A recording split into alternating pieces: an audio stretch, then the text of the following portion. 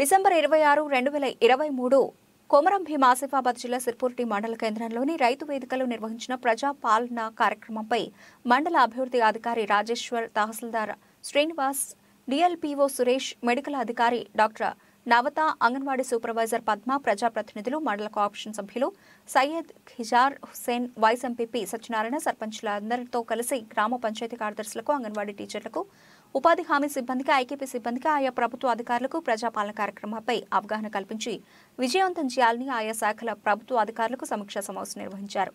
ఈ సందర్భంగా మండల తహసీల్దార్ శ్రీనివాస్, ఎంపీడీఓ రాజేశ్వర్ మాట్లాడుతూ ఈ నెల 28 నుండి జనవరి 6, 2024 తేదీ వరకు మండలంలోని అన్ని గ్రామాలలో నిర్వహించనున్న ప్రజాపాలన కార్యక్రమాన్ని అధికారులందరూ సమన్వయంతో విజయవంతం చేయాలని తెలిపారు.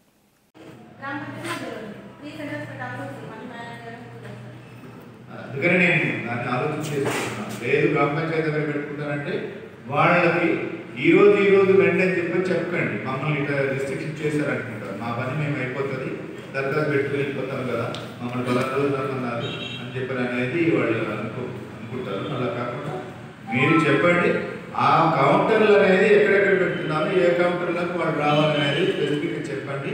1, 2, 3, 4 కౌంటర్ నెంబర్ 1 కౌంటర్ నెంబర్ 2 దేనికి, కౌంటర్ నెంబర్ 3 and 4 దేనికి ఇస్తున్నారు అనేది పెట్టాలి. అది స్పెసిఫిక్గా పెట్టినప్పుడు ఏమవుతుందంటే వాళ్ళకి వచ్చినటువంటి మీ స్టాఫ్ కూడా వాళ్ళకి ఆల్రెడీ ఆ యాప్లికేషన్లో ఉన్నాడు కాబట్టి తెలిసిపోతుంది.